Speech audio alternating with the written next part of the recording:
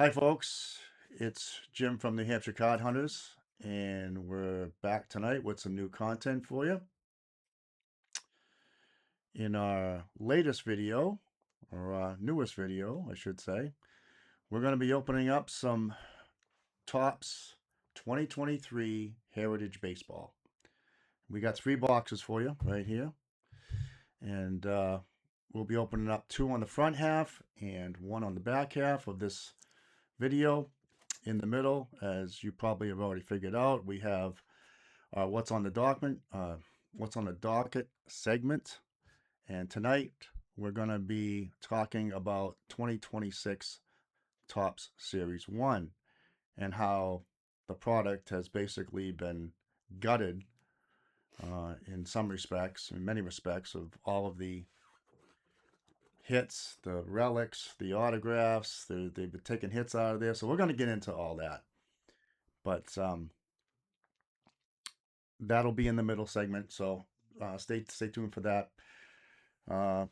We're gonna check out the checklist here in a second on the Heritage, just to kind of give you guys a rundown of what's in there, and we'll start that right now. So let's take a look. I'd like to welcome everybody back and welcome aboard to those who are new. We got the First Lady of Baseball with us, Michelle, who's always along for the ride, and have some comments from her later. So let's see. Let's set this up. Let's get over here. Let's take a look. Here we go. Right. Nod to the Angels. Just a quick nod to the Angels. Thank you for taking care of the Yankees so nicely for us. Appreciate that. Yes. That was a slugfest. Crazy. This 4-game series that they had with the Yankees. Judge hit 5 home runs. Trout had 5. Yeah, I mean, is amazing. I mean, those it's like the bomb squad over there in New York, and Trout, let's give the man just a little bit of credit. He's been fighting injuries for the last 3 years, so it's nice to see him back on top of his game. Yep. All right, here we go. We got this checklist up. Just a quick rundown for you guys. And as you can see here, this is a 500 card set. Many of you probably already know that. And 401 to 500 is a short print. And it's a 74 design. I like that design. I grew up with that design. So, and we'll go over some of the parallels here. What's that? Speaking of Trout. Right. Speaking of Trout, there he is. There he is. And we'll look at some of the parallels here. We got the black bordered, which is numbered to 50 copies. And we also have the flip stock, and those are numbered to 5. And let's see, we already you got the mini cards in there too that are there's numbered to 100. So we've got those 3. There's also the chrome versions, which are the refractor, silver, black border, gold border, which is hobby exclusive, and super fractor versions. And there are also SP and SSP image variations, such as nicknames and color swaps and name swaps and position swaps and whatever happens to be the flavor of the day. We also, of course, this is the big draw. It's a Heritage. This is the autographs and memorabilia cards. You have the blue and the red. The red are numbered to 7. Will be in this particular set will be numbered to 74. There are also dual autographs, which are numbered to 25, and triple autographs, which are numbered to 5. And as I mentioned earlier, we have the Clubhouse Collection relics. We've got the dual relics. Well, we got the regular relics, which I think I looked at the odds on the well, we'll look at them again, but I looked at the odds on the blaster boxes. I think they're like 1 in 67 or something like that. So we'll see how we do there. But we also have the duals. They're numbered to 74, triple relics 25, quad relics 10. And they also have their own patch parallels, 1 of 1. I'm sure the odds are astronomical. How Michelle on that? Yeah. And there are also some Clubhouse Collection autographs. Those are 25, less, a number to 25 or less. You can see Lou Bob here, who's now with the Mets. and gives you another version here on the flashback autographs. And those are, I guess, mostly established players. I don't think there's any of the regular players in there. I think it's all previous stars and stars of the day in those. So that'll be interesting if we happen to run across one of those. Um, and all there's also a right here. There's also a uh, some of these relics that also have the coins embedded in them, the nickel, dime, quarter, and half dollar. So those would be interesting. And postage stamps are also a chance to pull one of those, and they're numbered to 50 each. So that's pretty interesting stuff. And finally, you've got the additional inserts such as the flashbacks, news flashbacks, new age performers, new age performers, and you've also got the Decal Edge minis, which came out in '74. It's a pretty nice set, the original set that came out by Topps. So, but it says here they're pretty tough, about 200 copies each. So, not a lot of those to be found, but we'll see. And just want to take a quick look at the rookie set here. Of course, we've got Adley Rutschman in there. Should have, I would imagine, Gunnar Henderson's in here too. Let's see. Gorman, Michael Harris, of course. He was one of the big rookies in Series 1. And let's see, I'm just running down through them quick here. Riley Green's in there, of course. Yeah, Gunners. Brian Bayo's in there, and a number of the bigger names. There's Bobby Bayo. Witt. What's that? Bobby Witt. Bobby Witt. No, Bobby Witt was 20. Bobby Witt was Right underneath Derek, Jeter Downs. Bobby Witt Jr. 85. Yeah, it's not his rookie though. Oh, Yeah, gotcha. see the rookie right here. Oh, right. I Gotcha. see. Yeah. Um, My bad. Vaughn Grisham's in there, and he was pretty much a dud, but he's back with the Angels. They just activated him, so that should be interesting. Christopher Morel, he was a big rookie back in '23. He's kind of died off. He's with Tampa. I believe he's with Tampa. Tampa or Miami. I can't remember which one now, but maybe I think it's Miami. But these guys change so often. They get dropped, they get sent down to minor leagues, and then they end up with somebody else. Vinny Pasquantino's in there, and just running down through these real quickly as I can. I'm not going to waste too much more time here, but you guys get the idea. You know who a lot of the rookies are. Shea Langoliers in there, and so on. So yeah, so we'll see what we hit. We'll see what becomes of this of these 3 blaster boxes. And let's get to ripping though. Let's start doing that. Yeah, let's get after it. We did pretty good last time. The first box we opened last time was pretty good. We defied some odds. Yeah, we got lots of Shohei. Yeah, in Heritage, right? Yeah. Ooh. Yep. All right, so I'm gonna move. Well, I'll move these 2 over here. Open this bad boy up. Yeah, so yeah, that Yankee series was really something. I mean, the Angels are a lot better than people think, and I would just caution, those that have been really not paying attention to the Angels. They really are a pretty good team. They got Shawnuel. They've got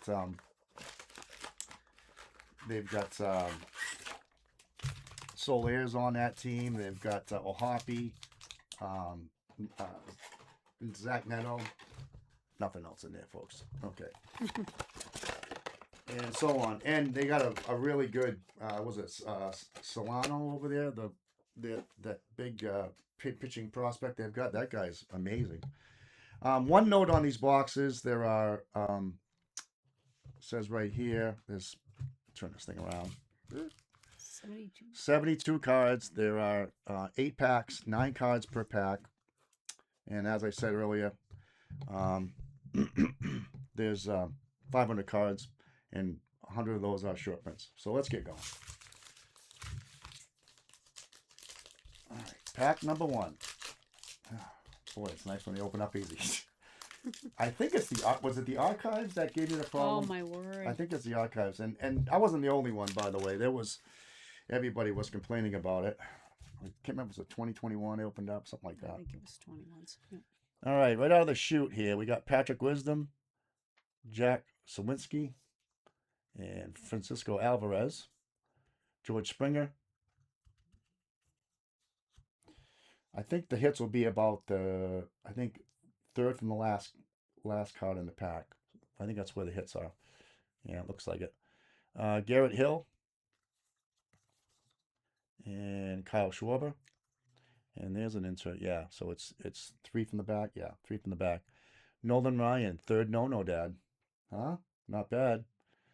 I always liked him in his Angels uniform. He I was looks gonna he, say he looks we're all wearing the Angels tonight. right. Everybody's wearing the Angels, right? Hmm. He's wearing an Angels hat. I got an Angels helmet. Michelle's got an Angel hat. Everybody's wearing Angels. And let's see, Kohei Arahara and Yusnel Diaz. Yusnel Diaz. Yeah, Yusnel Diaz. I vaguely remember him. It's only been at least 3 years 3 running years. here. I gotta look around. I'll have to check on him, see if he's still playing somewhere. All right, pack number 2, Joey Gallo coming out of the chute, followed by Pete Alonso, Dalton Varsho. He had a good game, and Christian Pache. He's in the Met system right now, and he had a great spring training, and he hit like over 400. And I'm like, why isn't this guy, especially with the Mets losing like I think they've lost 8 or 9 in a row now. They've been terrible. I mean, get a guy up there that can at least hit. He can play the outfield. He's a good outfielder. They kept Mensch instead of him, that young kid. He's hitting about 110. I mean, come on, jeepers. Eric Lauer, Tony Kemp, Marco Gonzalez, Austin Riley, revamped Braves dad. Hey. Jaron Duran, nice one of him, huh? Yep. Beauty, good player. They're, the problem that the Red Sox have right now, and as we can see, is they have a lot of outfielders, and finding playing time for all these guys has been tough. That's one of their problems. That's one of their problems.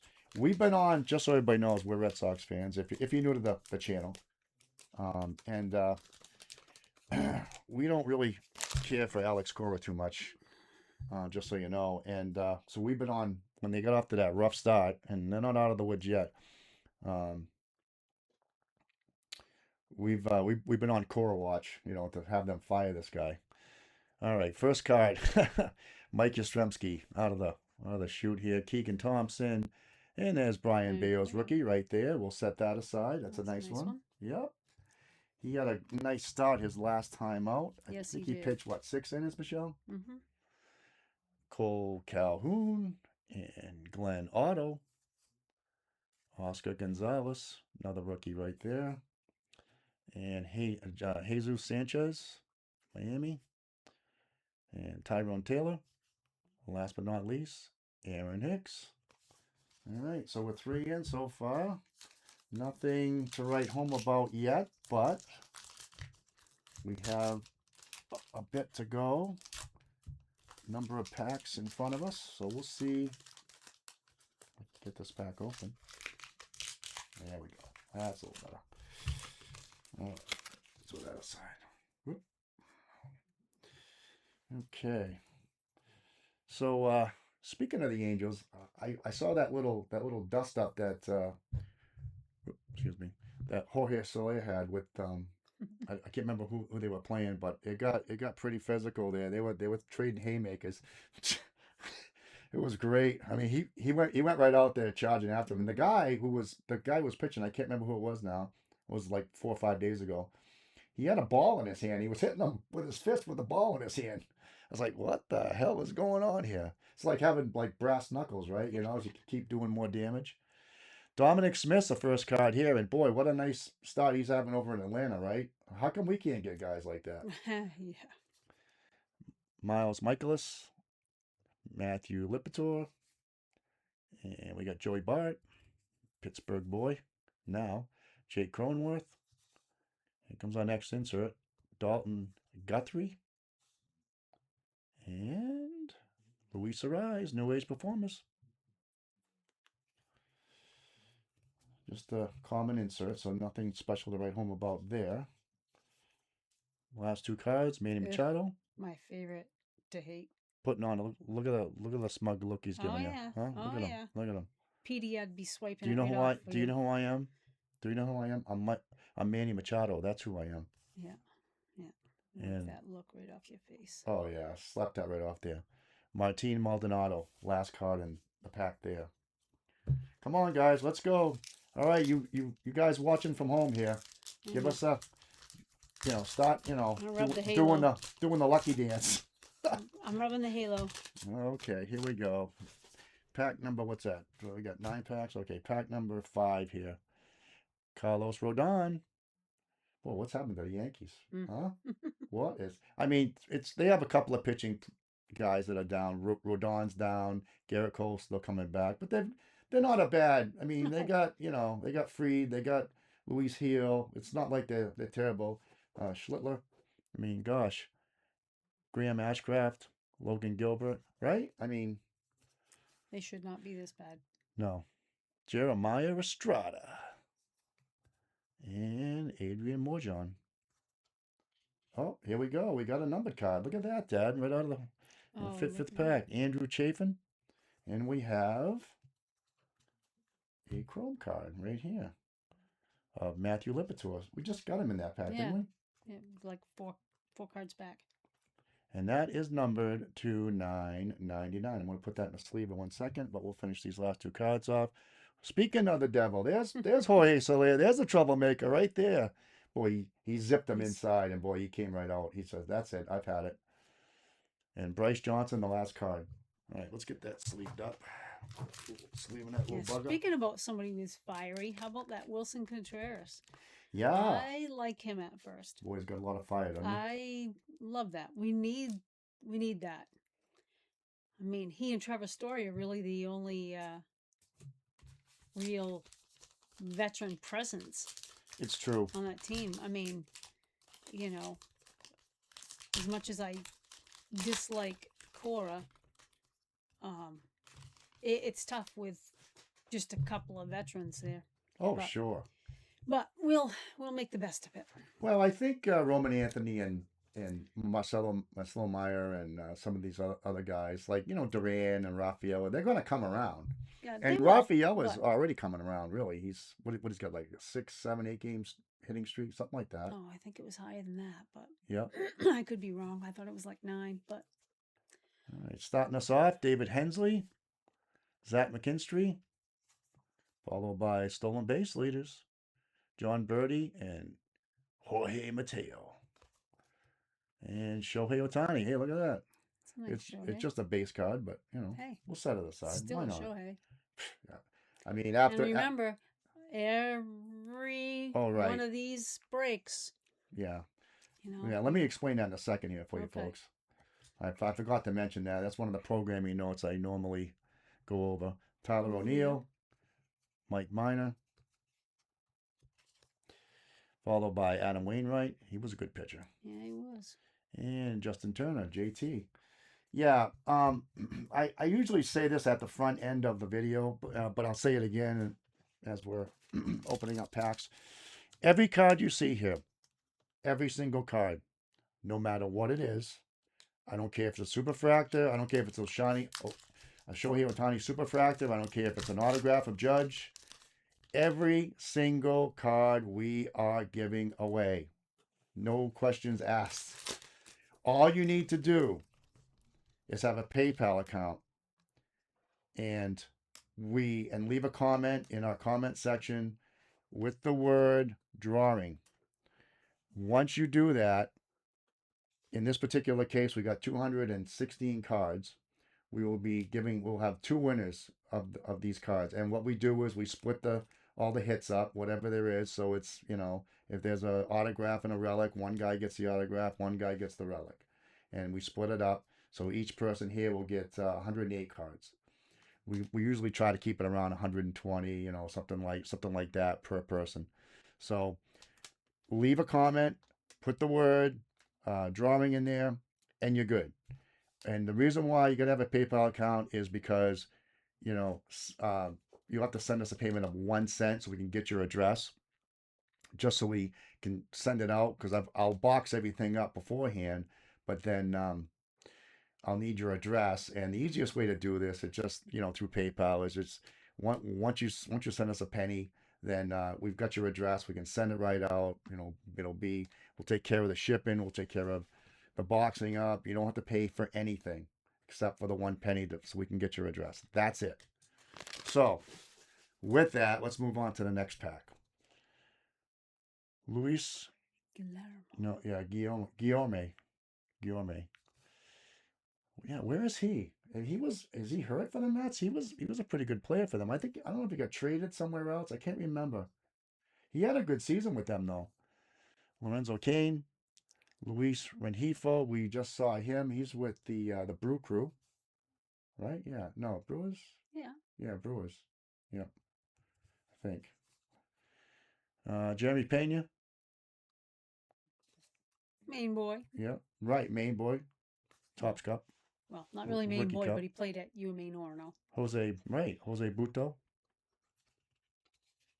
And Carlos Santana. He had a big home run last night, I think. Last night or the night before. I know they all blend together.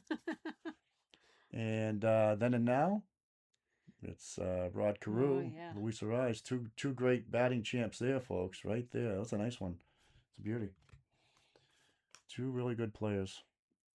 David Peralta, Marcus Wilson, rookie, Seattle. Where are you now, Marcus? Who knows? We'll find out maybe later. But All right, let's get a nice draw. At least we got a numbered card or a fractor. That's a win. That's a win. That's a win. Yep. Yep. I want another one though. I'm getting greedy. Justin Steele. Yep. We'll see what we can do for you. All-star second baseman Altuve and Chaz Chisholm. Man, Altuve just keeps coming. Oh, he just keeps coming. What a competitor. Wow. Cade Cavalli, Adam Simber, and Corey Seager. So we got a stamp card coming up, I think. Yep. Man, it's sticking together a little bit here. Not sticking, but just... They're thick. They're thick. Charlie Blackmon. He retired last year. And we got the Topps stamped cards. These are a reprint of the 1974 Topps. Those were original. And there's not a lot of panels out there. If you look on eBay, you won't see a lot of panels of these cards, but you see a lot of singles out there. And they've got all the big names of the day: Nolan Ryan, of course, and Pete Rose and Hank Aaron and Willie Mays. They're all in there. It's a short set. I can't remember how many are in there, but I own a bunch of them. I can't remember how many I've got, but there's some in my store. Oh yeah, by the way, we do have an eBay store too. So if you want to take a look, there's a link down below. I think I've got something like about 2,860 graded cards there. We cover it all, folks: baseball, football, basketball, hockey, and non-sports. So it's vintage and modern. So if you're bored some night, you want something to do, you can go take a look at some of the cards, have a little fun there. Have a little look-see. Yeah. Leover, Piguero, and Hugh Darvish, and another guy that just retired. All right, so there's one box down. So far, just the reflector card. So we'll see what we can get out of this one. Out of number 2. Yeah, it's funny, we're listening to Fox, the broadcast on Fox, and John Smoltz was on there with can't remember who was with him, but they were talking about the pitching and how there was so many injuries and during the course of a season. I think they were talking. I can't remember what game we were watching, but they said the average is 38 pitchers. Um, they use 38 pitchers during the regular course of a season, of a 162 game season. And Smoltz went on to say that, and we mentioned this in one of our videos. We did a video on Major League Baseball and what they did about in reference. They did a study on the pitchers, and they had basically their findings came up to be something of the effect of, and I'm paraphrasing here, that they felt like the two main causes for these guys getting injured was max spin on the ball and max velocity on the ball. Basically, a guy coming in the game, whether he's a starting pitcher or a relief pitcher, he was he'd come in, like the guys, the early days when Tampa Bay used to do it all the time. Um, they would try to throw it through a brick wall every single time, and they'd break down all the time. And the study basically said that Major League Baseball should get back to the fact of having guys not try to be max spin on the ball, spin rate on the ball, and max velocity on the ball every single pitch out of a pitcher's hand, and to extend to make changes, rule changes that would apply to those particular areas. And in essence, it would maybe there might be a bonus plan for guys who can pitch more innings, and take some of the velocity off of their pitch. In other words, if you're a Nolan Ryan who pitched in the 70s, and Nolan Ryan could throw 130, 140 pitches in a start if he needed to. And Nolan Ryan threw hard, but he didn't throw hard every single pitch. And that's what they're trying to accomplish here in Major League Baseball. They're trying to get the pitchers to understand the fact that it's not about 100 miles an hour. It's about control. It's about location.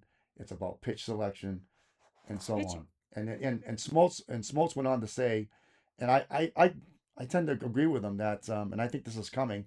You're going to see changes for the pitchers coming down the road. And one of the things he talked about was the reduced amount of pitchers on a roster. So let's say you got 13 now, and let's say you got 5 starters and 7 or 8 relievers. Well, that might slip down to like 11 total pitchers.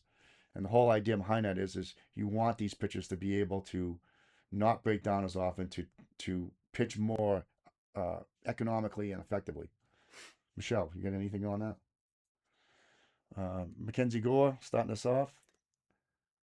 We're Lamont in a Wade. little bit of a disagreement on You are, and I how and how I, that. I think that you should say something. Well, Jose I Urquidy. just don't think that Whoa. telling people how many pitchers they can have on their roster is gonna do what they intend for it to do. I mean, it might, Santos. but Ezekiel it's just Toba. like legislating common sense. I Yep. mean, there's so many laws that we go through legislation and we put it out there, and then how do you police it? Does it actually do what it's intended to do when you can't legislate common sense? Right. And I just think that that's one of the things. But I mean, that's just my take on it. Tell them they have to have less pitchers isn't truly going to force them to do anything, in my opinion. I agree. The one thing I would say is it's in everybody's best interest to, let's say, if you're a Paul Skeens, for instance, it's in your best interest to maybe try to stay as uninjured as possible. Well, And like we saw with but Mickey again, Lolich in the last video we did, right? but again, it's common sense. I know, but Pitch. Don't just throw it hard. right, but these guys are feeling the pressure when they're coming up through the minors, and these guys and the organizations want these guys to throw harder, and that's what Major League Baseball is trying to say here. Like, look, the commissioner and so on, they want to say, look, stop doing this to your pitchers because we're having too many injuries, and it's not helping the game at all. That's all. First card here is Michael Harris, rookie. That's one of the big ones we're looking for. Ronze Contreras. Let's see. Elvis Andrus. Brian De La Cruz. He's with the Phillies right now, still in the minors, but he's another guy that had a good minor league season. Ozzy Albies. Again, seems like this card wants to not come off too good. Patrick Sandoval. And New Age Performers. Juan DeFranco. We know that he's not going to be doing anything for a while. Jeter Downs, rookie. Ian Happ. Ian Happ's had a nice start to the 2026 season. I think he's got like 4 or 5 home runs. Got off to a pretty good start. He's a good player. Solid. Throws up 20, 25 every year. And he's a good player for the Cubs. All right. Next pack. Carlos Carrasco starts us off, followed by Geraldo Perdomo, great player for Arizona. Just can do it all. He's like a Swiss Army knife. Joe Ryan, and another good guy, gutsy pitcher from Minnesota. Chaz Chisholm, and Max Kepler, followed by J.P. Crawford, and what we got here? Nick Pivetta, old pal, old friend Nick Pivetta. He was good for us. Innings eater. Yeah, boy, he just went on the IL though. Mm-hmm. Jose Miranda, another guy in the Padre system. He's another guy who hit over 300 during spring training. They said no. Miles Straw. I don't understand this. And like I said, with that Mensch guy, that young rookie, I mean, he didn't hit at all during the spring either. And they said, well, we like him because he can play multiple positions. What does it matter if he can't hit? You can have him play all 9 positions, right? If it's $110, what's the point? All right, next pack, Jorge Lopez, followed by Aaron Nola, and Patrick Corbin, and Trey Mancini. He's making a comeback with somebody. I can't remember who. Maybe it was Oakland. Nolan Gorman, is that a rookie? Yep.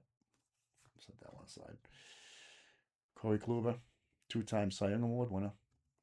Matt Thaiss, Joe Musgrove, and finally, Nicky Lopez. Tricky Nicky. Okay, what do we got? 4 more packs. All right, come on now. 4 more packs. Where is it? Where's the lucky autograph or the? I looked at the autograph odds. They were like ridiculous. They're like 1 in like 1,000. Well, let's get one then. Yeah, 1,020 something. I should look at that. Let me take a break here. Yonan Alvarez, Stephen Kwan. He's a good ball player. Yep. Oh yeah. He doesn't get a whole lot of loving, but he does well in Cleveland. Neither him nor Ramirez gets a lot of loving. But they're really solid players. Peyton Burdick and what was Mikey the Trout. What was that Gold Club cup on his? Oh, it's just it's the best defensive player at their position. Gotcha. Okay. Okay. I'm pretty sure that's what that is. I think so. Okay. I'm pretty sure. Sorry. Yeah, that's okay. Didn't mean to interrupt. No, it's a little information for our viewers at home. Mike Trout. I hate that they didn't couldn't they have just truncated the name down and put it up there? Anything, I mean. Just put L.A. Yeah, just something, anything, Just don't leave it blank. Gleyber Torres, and that's the other thing. I got to watch out for the name swaps too. Well, if they can put Philadelphia, they should be able to put. Right. Anyway, Yeah, LA/Anaheim. I think it's Los Angeles of Anaheim or something like that. So it's too long. LA of Anaheim. Right. Come on right. now. I know. It's so foolish. And flashback 74. There's Bob Gibson. Boys, like I said before in my videos, I've never met a meaner man when he's on the mound. I mean, you get out, you come walking out to talk to him. Forget it. He's gonna throw a ball at you. Better get back there. Evan Longoria and Alex Call. Alex Call, another guy. He struggled in the minor leagues, and then he changed his stance found a sweet spot in his stance, and from that point on, boy, he was great with Washington. And then they traded him to the Dodgers, and he's done nothing but hit over there. So I mean, he doesn't, he's a utility player, but still, I mean, he's still in the game because Right. he persevered. And he was like bouncing around for years. I think he was in the Orioles system too before that. Felix Batista starts us off. Kevin Biggio, Cedric Mullins, David Fletcher, and Will Smith. Chris Bryant with the Colorado Rockies, always hurt though, unfortunately. Herman Marquez, Freddie Freeman, and the last Yeah. card is Brandon Nimmo. Yeah, got a couple of good ones there. Yep. 2 more to go, and then we'll break into our middle segment of this video. All right, let's see what we got here. Patrick Wisdom, first card out of the chute. Jack Sawinski, Joey Gallo again. We just saw these guys. Cal Stevenson, that's a new one. Ty France, Matt Wallner. He's off to a good start with Minnesota. Minnesota, boy, they just pounded us. Yep. I mean, we got the last game of this series, but Wallner's kind of one of these sleeper guys too. He can hit for power. He's a good player, outfielder. AL postseason, 2022. Astros 3, Mariners. Astros, wait a minute. 3 games, Mariners no games. Okay, so they swept them. In other words, and Chris Bassett, followed by Luis Ortiz. Final pack. I don't know. Let's see what we're gonna find. And if we missed anything, folks, let us know. I seem to miss things all the time when I'm chewing the cud. Hell, I almost went by an autograph there one time. It's right in front of me. Pete Alonso starts us off in the final pack of this blaster, followed by Dalton Varsho and the leading fireman, Emmanuel Clase. We know he's in trouble for gambling, and Kenley Jansen. Jesse Winker is the next card. Oh, looks like we got another stamps card coming. Rafael Devers now with the Giants, and we got the Blue Jays. Yeah. Guerrero, Bichette, Barrios, and Hyunjin Ryu. Pretty common though. And New Age Performers, last 2 cards. Randy Rosarina, Joey Wendell. All right, so we didn't do a lot. We got the one refractor there. So hopefully in the last box we'll do something good. But right now we're gonna switch over to our middle segment, and as I mentioned before, if you haven't been following this podcast or you're new to the channel, we call it, or we fondly call it, what's on the docket. And tonight we are going to be talking about 2026 Topps Series 1 flagship product. Now the issue here is, and you may have heard some scuttlebutt when they released this product, but Topps has had a real bad habit over the last few years of really gutting products, overprinting them, not having value in each of those products, or less value in those products. And what we've done here is we've created a little bit of a PowerPoint presentation so that you can see with your own eyes how bad it's getting. So let's swing over there, and let's let me just set this up first, and let's get that over there and back here. All right, there we go. Let's put that there. Hang on, I just want to make sure it was all set. All right.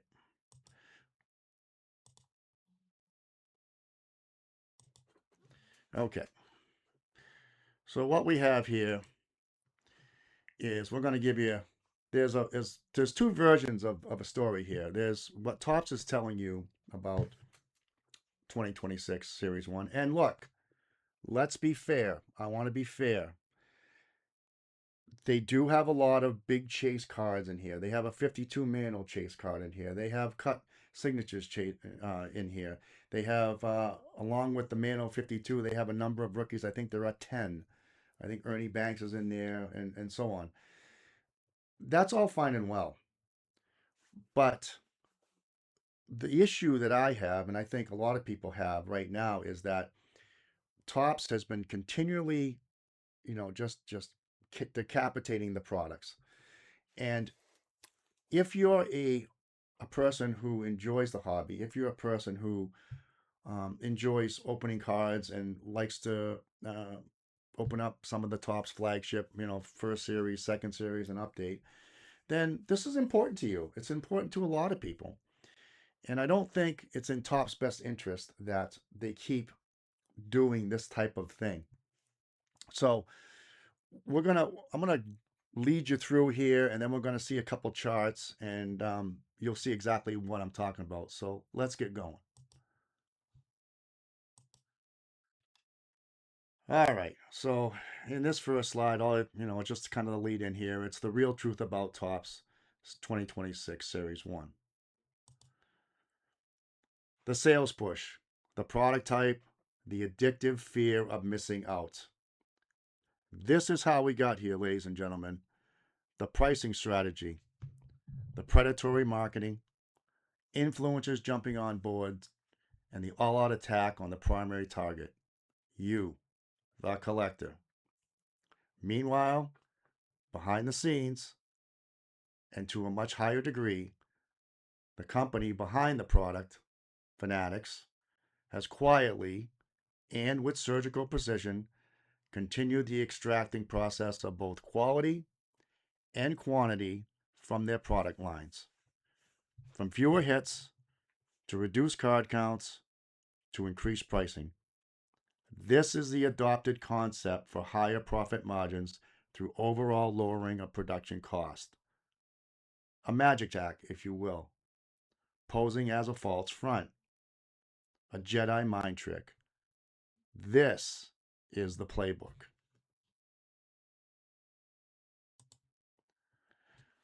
Now, most private companies, including Fanatics, operate in this way. The scenario carried out with an influx of private funding from investment firms like Clear Lake Capital, Silver Lake, and SoftBank. This infusion of monetary resources, with reference to company acquisitions, allowed Fanatics the flexibility to expand quickly and, by some standards, controversially, to become the dominant player in the collectible space.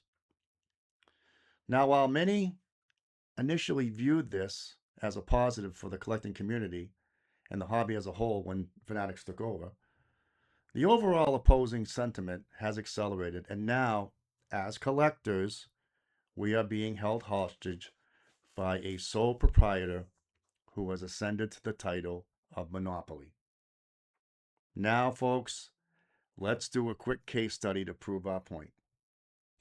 So you're going to see here in this next slide, I'm going to run down the product line for you and the card counts and the price points over a 5-year period. On the left, you'll see Topps Series 1 2021. On the right, you've got Topps Series 2026. Now, let me just get my pointer up here. Right here, we've got the jumbo box, the hobby box, the mega box, blaster box, hanger box, and fat pack. So you can do a apples to apples comparison of what's going on here. Now, as you can see, with the jumbo boxes, the original cost for the jumbo boxes in 2021 Topps Series 1 was $150 compared to $210. And the same holds true with hobby boxes, $80 to $100. Mega boxes, $40 to $50.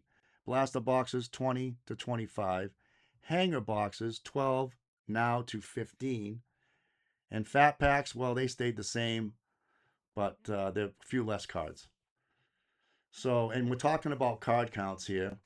You can see 60 less cards in your um, jumbo boxes, and what 96 in the in the uh, in the hobby boxes, and that's because they've dropped the packs down from, like, first they went from 36 to 24, and then 24 to 20, and then they went from 12 cards to 10 cards, and so on. It just keeps going. And then, like, in the just look at the mega boxes here, 256 cards to 196, and the same with blaster boxes, 99 to 72, hanger boxes 67 to 59, and finally the fat packs from 40 to 36. So pretty severe drops in the card counts, and a fairly good jump in a lot of the pricing uh, up and down the line here on the products. In this next slide, we're going to be looking at the cost per card and also the total increase percentage wise over the last 5 years for these products. So on in the left hand column, what we have here is the pricing cents per card, which is, and on the right we've got Topps Jumbo, same information, cost per card, and on the right, far right, we've got the total increase. So you can see the dramatic increases here in cost per card. In the jumbo alone, we've got 32.6 to 52.5 cents a card, and that's a 62% increase in the product in just the last 5 years. So we're talking a little bit more than 12%, about 12 and change over the last 5 years, just for this product alone. And then the same thing, 23.8 cents to 41.6 cents, a 57% increase for the hobby boxes. And then we go to megas, went from 15.6 cents to 25.5 cents per card, a 61% increase. Blaster boxes, 20.1 cents to 34.7 cents. And that's a 58% increase. Hanger boxes, 17.9 cents per card. Hanger boxes in 2026, 25.4 cents per card. A 65% increase. Are you kidding me? Are you kidding me, Topps? Are you kidding me? I shouldn't say Topps. Fanatics, because they're the ones behind this. I mean, did they not think that anybody was not going to ever, do the homework and call these guys out? I mean, it's not that we didn't know the prices were going up, but you can see with your own eyes here, ladies and gentlemen, boys and girls, Mr. and Mrs. Card Collector, that these prices are going sky high. These increases are going sky high. And I don't think it's going to stop anytime soon, because it's my feeling, and when I pointed this out on earlier videos, I think that Topps is in real trouble in here. I think they're in financial trouble. And when you start to head down that road, that's sort of a death spiral, where your liability doesn't meet your profits don't meet your expenses, then you have a problem here. And we're going to talk about that in just a minute. So let's take a little break here for 1 second, and let's because I got a couple of points that I just want to share with you guys. Yeah, okay, we're back. All right, the first thing that I wanted to point out here is, I hear fanatics say all the time that, oh, we want to make it fun for the kids. We want the kids to be in the hobby, because they're the next generation of the hobby, right? I mean, older people, generationally, you've got your young kids, you got your 20s, your 30s, your 40s, your 50s, and so on. If that's the case, if they really care so much about the young collector here, let's say the 12 and under, or even 14 and under collector, why in God's name do they keep going up on their prices? Do you have any reality check on that? The only comment I have for that is at least the fat pack is the one that they didn't increase the price tremendously on. Right. They decreased the number of cards you get, Right. but they kept their prices pretty similar. So that's the probably the only thing that they're doing that might speak to the fact that they care about the younger kids, because they're probably going to buy the $9 fat pack. You know what I mean? Like they might with $7 their fat pack. $7, excuse me, $7 fat pack. Seems like a lot, though, doesn't it? $7 for a fat pack for 36 cards. But you know what? For those young kids, you've got 37 cards. Okay, so you get 5 per dollar. It's 20 cents a card. Yeah. You know, for those kids, they might not see. They don't know what we had, right? So they're probably like, "Hey, I get 5 cards for $1. That's not bad." Yep. So that's the only thing that I can say that might salvage what they're saying if they care about the kids.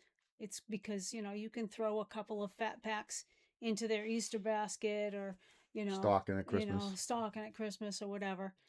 But well, that's the one thing that I could say about that. Right. And look, I don't think it's just the kids that I'm worried about here. I mean, I think if you've been listening around, if you've been watching any of the podcasts, and there's been a number of guys talking about it. I mean, you can't hide things like that when you have these dramatic, cost, increases, and you have less hits in your products and so on. But if we're talking about, let's say, the lower middle class, the middle class, upper middle class, even those people have limits. We're talking about an economy right now that is really slowing down, and the layoffs are starting to ramp up. And I don't believe people have a lot of discretionary income here. And so, if that's the case, let's say 7 out of 10 people don't have a lot of extra money. Well, they're not going to be spending it. First of all, if they were spending it on cards, then they're going to be doing a lot less of that because of the overall cost of the products. One. Number two, they would probably be spending. They may not have any discretionary income at all because of their situation, their financial situation. You gotta pay your rent. You've got to make your car payment. You've got to have a roof Fill your over. gas tank. Yeah, you got to have a roof over your head. You got to have food in your belly, right? I mean, all of those things play out. And I just don't think that this is sustainable long term. You can't keep doing this. Even if they stopped right now, I almost think it's too late to really fix this problem for them, unless they like dramatically do a U-turn and say, okay, yeah, we're dropping our hobby boxes by $30, and we're gonna bring back $150 jumbo boxes. One thing I would add is, if they want to sell more cards, or if they want to stay competitive, I think the one thing that they could do is they could print more product. Now, yes, it would water down the product to some degree, but they could also put more of it out there, because if their goal is to, and I think it is, if their goal is to really cater to the more wealthy group of individuals, let's say upper middle class, upper middle class, The ones that can afford it the ones that right now. that have money to afford that, right? If that's the case, then you're leaving a huge segment of your collecting community out in the cold. And to me, if I was Fanatics, this is what I would do is, I would say, okay, print more product, or print products like the hanger boxes, the blaster boxes. Keep, at all costs, keep those low, because you want to keep people involved in the hobby. And by putting large price tags on products, i.e., I'll give you an example with the product that just came out, the Transcendent product. $25,000 a box. I mean, come on, come on. That's not even realistic. And I don't know if any of you guys out there have watched any of the openings. I watched a couple. I watched Card Collector 2 and Pac Man. And I can tell you, ladies and gentlemen, that neither of those guys got their money back. All right. So what's the point? If I know that these guys, these influencers, are doing this for open those boxes for the views and the likes and and that type of feedback.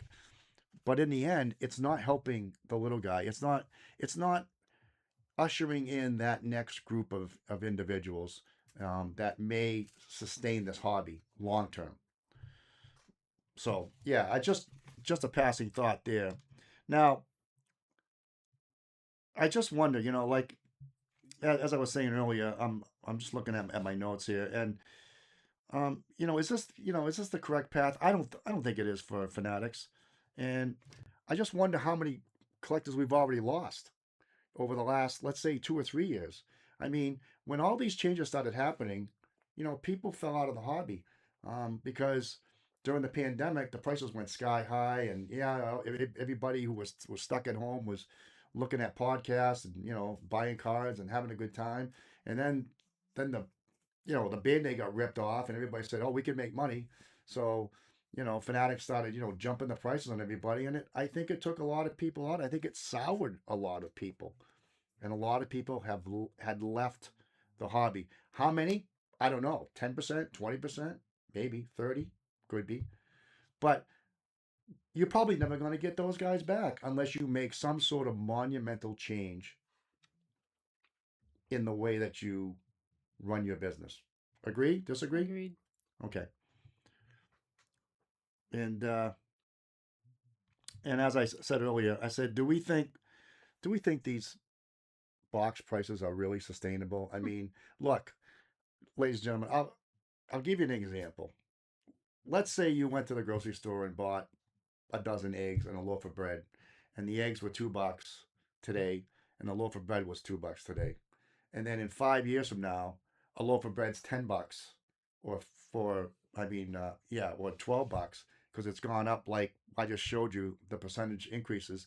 So it's like you know $12 for a loaf of bread and $12 for a dozen eggs.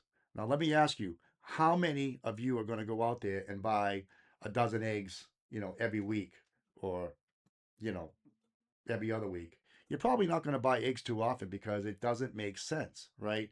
It's the old, uh, it's the old cost versus benefit thing, right?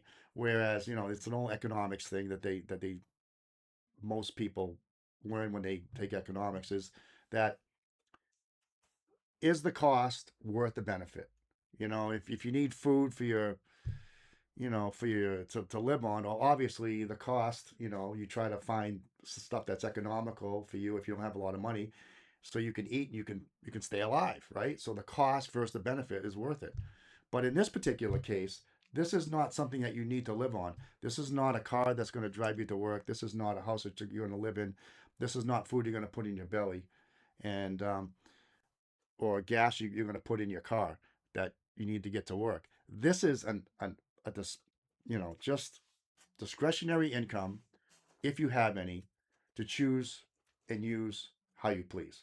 Whether you want to go to the movies, whether you want to go to a baseball game, whether you want to go to another sporting event or a concert, all of those things. Buy a pair of sneakers, whatever. You know, those things aren't gonna uh, those things will be impacted.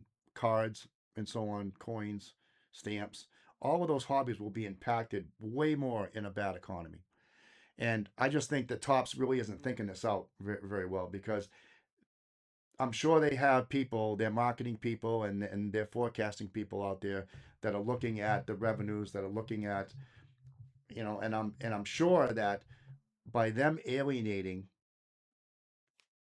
let's say, a good portion of their customer base, let's say it's 30, 40%, that I'm sure they're already seeing the drop in sales, the drop in revenues. Sure, you're gonna sell your transcendent boxes. How many you ever have? Whether it's 50 or or 100 of them, wow, well, great, great, wonderful, congratulations. But in the end, the core stuff that you really care, that you should be pushing, if you're fanatics, Right. is your hanger boxes, your blaster boxes, your fat packs, and to a lesser extent, hobby boxes, right? Jumbo boxes, I don't, I think they're way overrated, and for every one jumbo box you get, maybe 5 or 6 might be duds. You might get, so what? You get an autograph and a relic. It might be a $10 autograph and a $5 relic. It doesn't Yeah. make sense, folks. And so, And the odds of getting those chase cards are just so astronomically high that even those gamblers that love the thrill of the chase, you know, they're getting priced out too now. Because they're going to lose a heck of a lot more times than they're going to win. And there's that, oh, I can't remember the name of the theory. The You call it the risk reward theory or whatever it is. It's yeah, the uh, cost versus benefit. yeah, it's like the oh, for crying out loud, what do you call it? The slot machine. You keep pulling, and they make sure that you win X number of times Right. to keep The you odds.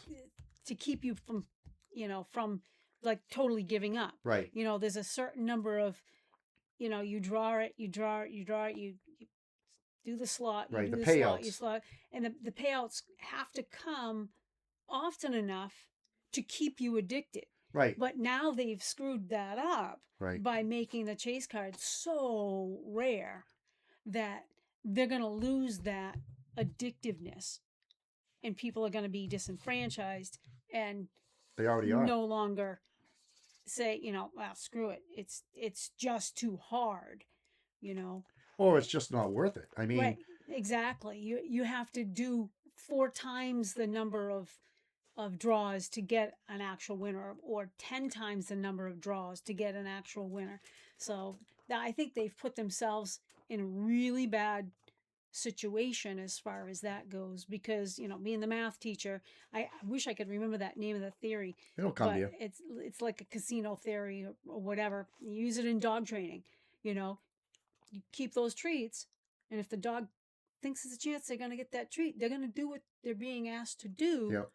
you know but if you stretch out too far too quickly, boom, you've lost them. So anyway, my 2 cents. Yep. But I would just say this. I mean, when you're in Fanatics position and you have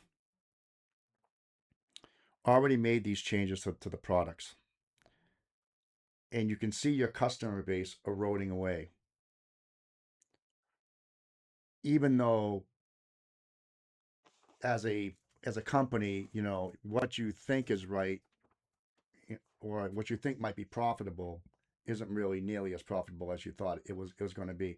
And I just think this is more of a panic move by Fanatics here, because I don't believe that most companies would jump their prices in this way, like 60% quickly. increases, 50%, 58% increases, 61% increases. That those don't make any sense at all. And if you're a company that's in business, I don't think you're going to be in business very long if you keep doing that. And Is especially if you double down and not only increase the prices but decrease the quality or the chances of quality. right. Now you're like quadrupling that effect. Well, in some of their products, they're slow to put up the odds. You don't know what they are. You don't know. And I've been hearing other things I heard in, I think, some of the Chrome products, that they said some of the autographs weren't in like the regular hobby boxes. They were only in the retail boxes. And I'm thinking to myself, what? What's going on there? Now, I suppose if you're a retail buyer and you get those, you might be happy about it, but certain players weren't in the hobby boxes. Like Mm. the autograph list that they have, that they put out. Yeah, some of those players weren't in there, but when they opened up the retail, there they were. So they only put them in the retail and not in the hobby. Now, maybe that was a mistake by the production staff, right? Maybe they, for some reason, the Mm. algorithm just didn't put them in there, whatever the production process just didn't kick them into the. But Yeah. it seems a little strange to me. I mean, when you're thinking about all of these things out loud, or even in a quiet moment, and I've been watching Tops for a while, Fanatics. I mean, not the original Tops. We're talking the Fanatics Tops, Right. which is vastly different from the Disney Tops. Okay, and I'll just say this before we move on.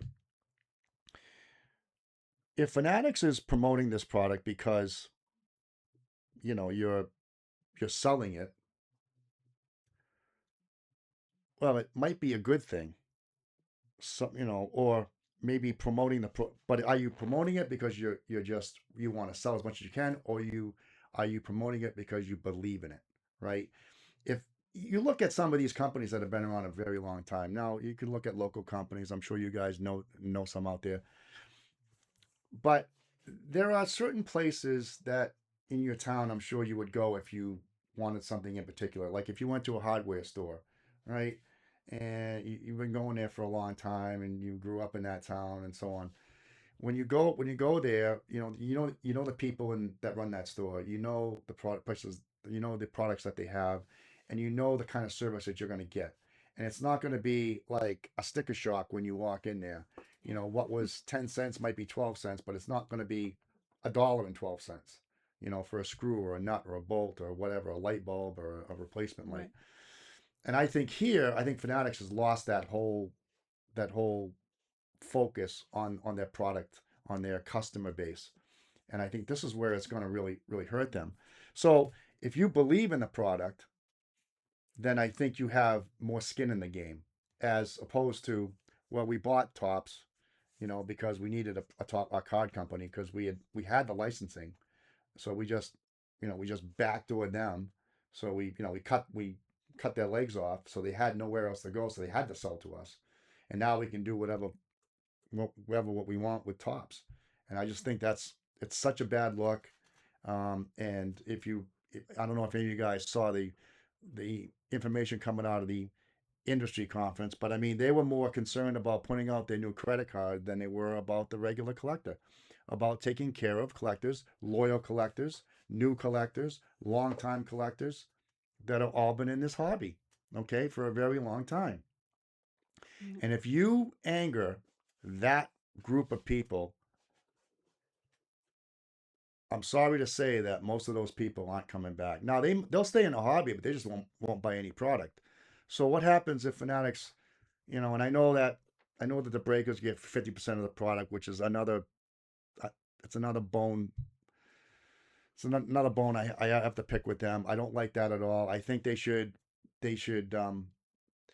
get away from the breakers. I think the breakers are bad for the hobby as a whole, and they should just stick to.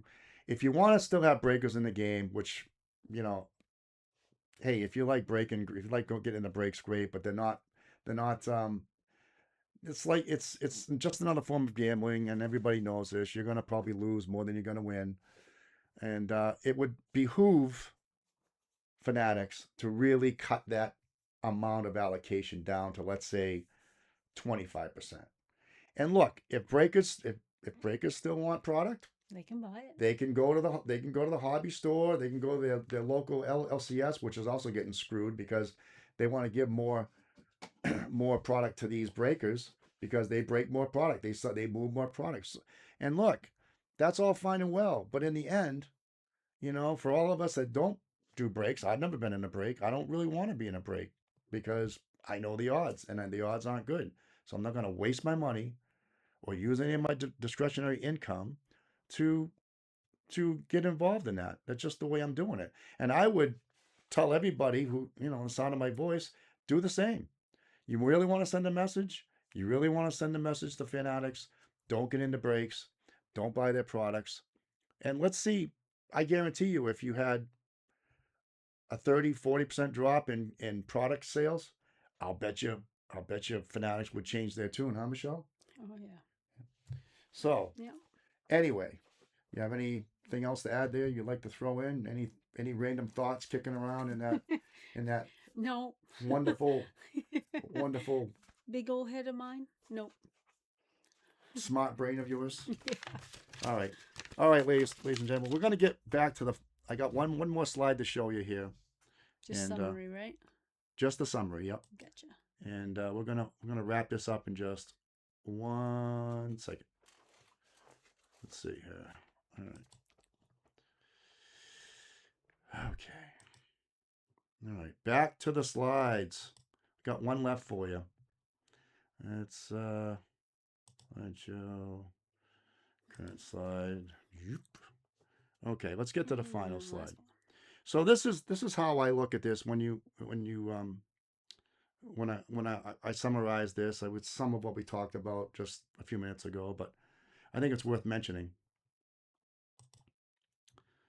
So this is what happens when a company chooses to prioritize profit margin over product quality. When the focus is geared towards one's own self-interest instead of personal responsibility. When one entity, Fanatics, has the sole exclusive authority to single-handedly destroy the legacy of a brand entrusted to them. If this company is to survive for the long term, then attention and foresight must rule the day. To approach this duty with a careful consideration, and to whom, as the next torchbearer, must be a willing participant, one with the rare ability and of the proper character to shoulder the burden of its history, both as a steward, but also as its solemn placeholder for historical purposes. This will be the task at hand, to extend the life of a national pastime that built a hobby, a steady beacon of light born in a New York borough that collectors have flocked to for decades. And finally, to handle, with care, a company that for 88 years has long been the moniker for all that is good when it comes to trading cards and collecting. So there you have it, ladies and gentlemen. This is what has to happen. You can't have a company that all they want to do is fleece the customer. You can't have a company that doesn't care about its history and its place in sports cards, in sports, in collecting. You can't have a company that only cares about itself and not about its customer base. So there you have it, ladies and gentlemen. That is our presentation. And we will get back to the last part of our third and final part of our video, which is the second half of our break. So thanks for listening. And by the way, Michelle, if you have any comments, right? Leave us a comment. Tell us what you think. If you've had any interaction. If you side with me on legislating the number of pictures. Well, or if you don't, hey, if you have a good argument one way or another to anything that we say, we're open to people having a different opinion than ours. And we'd welcome anybody leaving a comment. Let us know how you feel. And don't forget to throw in the word drawing, and we'll throw you into the drawing. And you could get some of this. And we're gonna get something in this last box. We're gonna get something else. Well, I would just say too, folks, if you have a comment, and you want to you want to talk, you have something of interest regarding the situation with Tops and your thoughts or maybe ideas on how they could make changes to their products and maybe attempt to bring the customers back. I'd love to hear them. I've been thinking about ways, and the one thing that I can think of right offhand is just to basically just produce more product, get it out there, and the more you produce, generally speaking, the more cost effective you can be. So let's say I think they had about 1.6 million of each card in Series 1. If they went to 2 million, maybe you can keep blasters at $25 and put the extra pack back in there. Yeah. You know, is that so hard? I don't think it is. But hey, what the hell do I know? I'm just a We'll figure it out. I'm just a little old collector. Simple old collector. Oh yeah, there's nothing simple about you, Jim. All right, here we go. Last box, first pack. Let's see what we got here. Come on. All right, Let me we're move gonna this get over. something. I'm telling you Move this right over. now. I gotta move my mic over a little bit. Hang on. So I can hear it. Okay. First card, Justin Steele. He's still coming back from injury too. He's been hurt a lot. And we got the second baseman, All Stars, Altuve and Chaz Chisholm, two Yeah. good players right I there. saw that in the first pack. Yep. Followed by Max Kepler, Trey Mancini. We saw him before. Probably see a lot of Oh, there's Bryce. doubles here, but or reprints, not reprints, but Copies. copies of the card we've already seen. Thank you. Mitch Keller. Here's Bob Gibson. We saw him earlier Yep. too. And We'll make last sure two we cards. split them up so that Oh, each yeah. person will get one.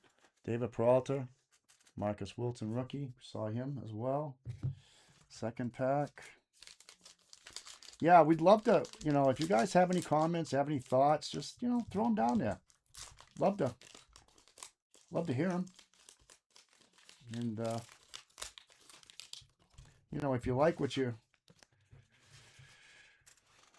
if you like these videos, you like this video, tell somebody about it. We'd appreciate that. Do us a favor, give us a like. If we help get our word out there, help get our message to to more collectors. Kate Cavalli, followed by Cole Waits, Alec Burleson, Peyton Burdick, Mike Trout again, two Trouts. Two Trouts are better than one. Right. when we're in the river, that's definitely true. Catch and release. Yeah, DJ LeMahieu, Lane Thomas, Leover, Peguero, and Yu Darvish again. We saw those as well. All right, next pack, number 3.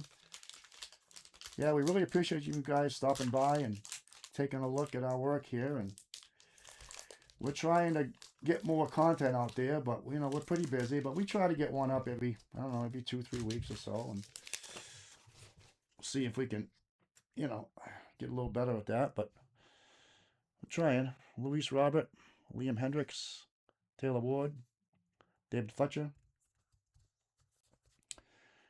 Giancarlo Stanton, aka Mike, Spencer Strider, another guy that's got a quad injury, Bryce Montes de Oca.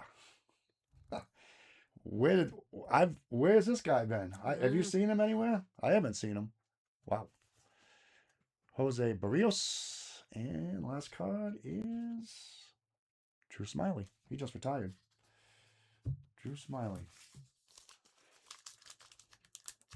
He's smiling even more now. Yeah. Yeah, he's a journeyman. He's around a while in baseball. I don't know how many years, but a number of years. Tigers, Cubs. Brendan Davis starts us off. What we got here?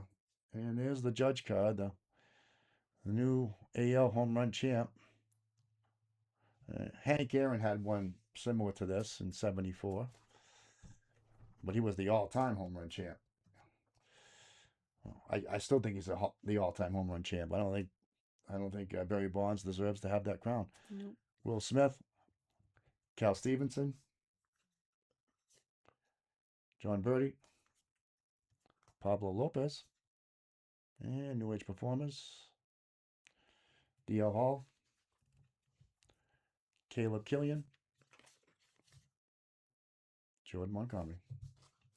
Another guy that's been hurt. He went over to Arizona. I don't know where he is now, if he's still there or not.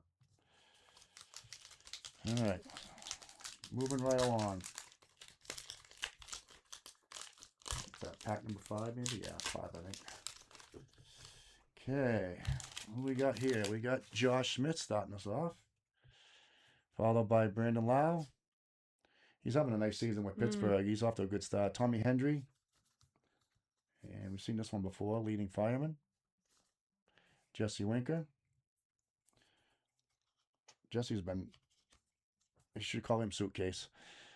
Spencer Torkelson. He's been with a lot of teams. Jake Fraley. Ryan Aguilar. Connor Wong. Aguilar rookie. All right. 3 more to go, ladies and gentlemen. 3 more. Don't make Sports me into a collecting fans. liar. I Come know. on now. You know, you got to get something here. I haven't seen any. I don't know. I'll have to go back and look, but I haven't seen any like swaps or anything. All right, we got the All-Star outfielders.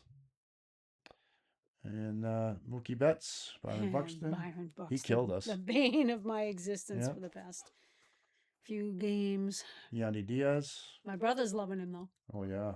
Scott, yeah. Scott loves the Twinkies. Gio Urshela. Always has. Nick Lodolo. Jock Peterson. Jose Altuve. Christian Yelich, currently on the IL. I think with a hammy strain, or something like that. Josh Donaldson. Final card of that pack. Yeeks, we're running short. We're getting down there. 2 packs left. Will we find pay dirt? Or will I have to eat crow? Well, we did. We only got one card, Trying to but stay positive. the odds are tough in these. Bo Naylor, rookie. Jose Ramirez. Well, it's the Guardians pack, huh? Naylor, Ramirez, Josh Bell. Josh Bell is another guy that's been all around too. Miami. Who was he with now? He was with Pittsburgh for a while. He's with Twins. Twins, yeah. Yeah. And there's batting leaders, Arise and Jeff McNeil. Luis Arise again. Man. And go now. Then and now coming up. Casey Mize. There he is. Nolan Ryan and Sandy Alcantara. You know, Sandy Alcantara is one guy that you can actually say pitches a lot of innings. Mm-hmm. He's just come back from Tommy John surgery. He got hit up. He got lit up his last start, but he's had 2 good ones. Lourdes Gurriel Jr., Lourdes, and Joey Meneses. Uh-oh. Final pack. Final pack. Where's it gonna be? What are we gonna get, folks? We gonna get anything out of this pack or what? There's gonna be something good in here. Well, I can tell you it's not gonna be a relic anyway. He cheated. Josh Naylor, the other Naylor. Mm. Teoscar Hernandez, Will Brennan, Nick Prado, Luke Voigt, Gavin Sheets, and we got another stamp card. Twins, Carew, Killebrew, Correa, Byron Buxton. Wow, that's a nice. Yep. That's a nice foursome right there. They set them all up that way too. Chris Morel, rookie. And the last card is Marcus Stroman. So, not a lot to write home about, ladies and gentlemen, but we got a couple rookies in here. We got Gorman, Harris, and Shohei. He's not a rookie, but and Libertor was the not to 9.99, and Bayo, and there's some other lesser rookies that we didn't pull out, but those are the main ones. Man, that was a rough opening. Yeah. Anyway. And this was. Yep. Go ahead. 2023. 2023. You know, so if that was rough, just think about how rough the 2026 would be. Yeah. Let me just add this, folks, too. That last week. You know, I don't know what I was thinking because I grabbed a couple boxes off the table there and I thought they were both 2021 Topps Chrome Update. Actually, one of them was a 2022 Chrome Update, which is what we put Packy Naughton out of. We pulled that autograph out of. And then the other one was 2021. So I was looking at the cards. I'm like, man, these are hard to read. How come the other box wasn't hard to read? It never really dawned on me until I looked at it later and I said, oh, I know why, because they're 2 different years. Yeah. Because the 2021s are kind of rough. Anyway, I just wanted to point that out. Ladies and gentlemen, thanks a lot for stopping by. Like I said, if you're interested in the cards, there'll be 2 winners. We'll pick them out. We'll split up the cards, the rookies, and so on. Leave a comment. And even if you don't want them, you don't want the cards, leave us a comment. Give us a like. We appreciate you stopping by, and till next time, we'll Au see you revoir. later. Thank you. Bye.